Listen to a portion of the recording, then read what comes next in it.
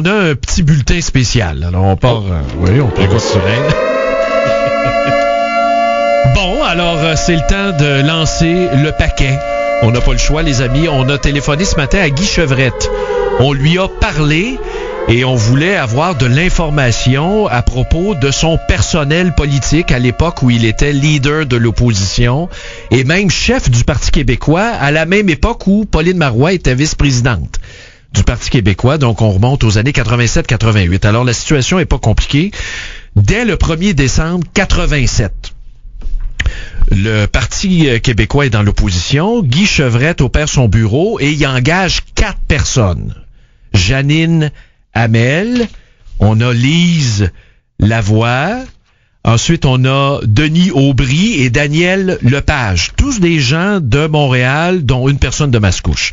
Et là, ils sont engagés par acte de nomination de l'Assemblée nationale. J'ai les documents signés en bonne et due forme par Guy Chevrette. 4 fois pour la même durée de contrat. 1er décembre 87 au 31 mars 88. Les 4 contrats totalisent 10 800 $ chacun, payables en des versements, et j'ai les preuves devant les yeux. Les chèques ont été faits. Et ça, c'est sur le payroll de l'Assemblée nationale. Donc, c'est l'argent public. Là. C'est ça. C'est des fonds payés publics. par l'État. Oui, budgétés annuellement, payé à même le budget de l'Assemblée nationale, et j'ai les chèques de paye émis par le ministre des Finances. Et ça, c'est normal, parce qu'un ministre a du staff autour de lui, là, donc il engage du monde. Ou un leader de l'opposition. Toute fonction parlementaire, tu as le droit à un staff normé. Alors là, tu as ces 4 personnes-là qui sont engagées, j'ai les chèques de paye, faits au nom de ces 4 personnes-là, à intervalles réguliers. Ça totalise 10 800 $ pour chacune des personnes pour la durée du contrat.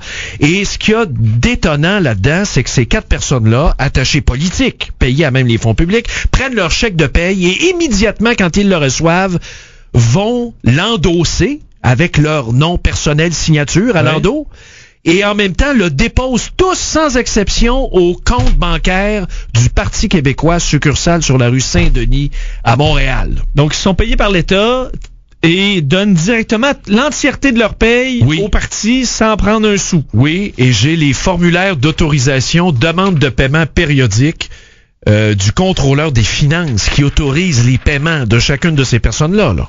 OK.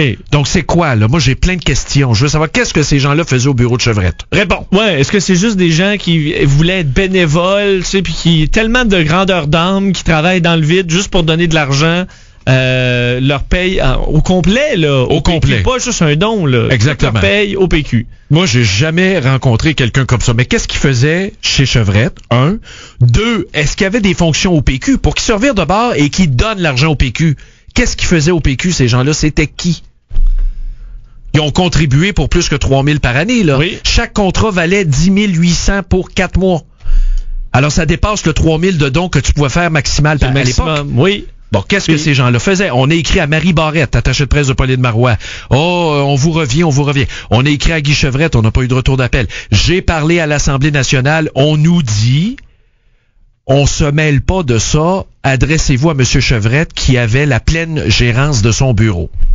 Alors ça, là, ça peut être des emplois fictifs, ça peut être des emplois qu'on a créés avec des noms de tablettes, des prête-noms, même affaire, puis l'argent s'en allait au PQ. On a financé le PQ avec ça? Point d'interrogation? Ça peut, parce ça peut être un stratagème pour financer un parti. Là. Ça se pourrait. Puis Pauline Marois, le savait-elle? Elle était vice-présidente du PQ à cette époque-là. Mais qu'est-ce que ça peut être de, disons, admettons, de correct? Là? Est-ce qu'il y a une possibilité avec les indices qu'on a, que ce soit quelque chose qui s'explique bien, là? S'il y a eu du prêt de personnel, est-ce que c'est du personnel prêté? Ces 4-là, là, est-ce qu'ils ont été prêtés par le PQ au bureau de Chevrette? Et pourquoi? Il était à Montréal, Chevrette a des fonctions parlementaires à Québec. Il est député de Joliette. Oui. On parle plus de la même région, là. Il y a des gens qui ont... Moi, j'ai connu des députés d'Est, peut-être toi t'en as entendu parler, du monde qui avait du payroll fictif. Le péquiste Filion dans Beauport-Montmorency, Île d'Orléans, à l'époque. Ouais. Le gars était sur le payroll de son bureau d'Assemblée nationale, mais il travaillait à son chalet. C'est grave, il a été accusé au criminel. Okay. Il a été radié de son ordre professionnel. Il a dû démissionner, ce péquiste-là. Là, on a affaire à des péquistes, mais je connais d'autres députés, eux autres, qui mettaient leurs femmes sur le payroll. leur Oui, blonde mais ça, on a déjà vu ça. pour s'engraisser eux-mêmes. Mais ça dépend toujours. Est-ce que c'est touché dans mesure, même si cette personne-là travaille, mais des fois, elle ne travaille pas, admettons. C'est ça. Moi, des cas où elle ne travaillait pas. Là, ça, c'est juste du détournement de fonds. Là. C'est ça. Mais là, c'est pour engraisser un parti? Point d'interrogation. Bon, on aura peut-être des réponses. Ben oui, on attend. On les attend. Oui, d'ailleurs, ils nous écoutent, là. Tout le monde nous écoutait, là, pour savoir c'était quoi. J'ai les preuves de chèque ici. J'ai les bordereaux de dépôt. J'ai même les bordereaux de dépôt.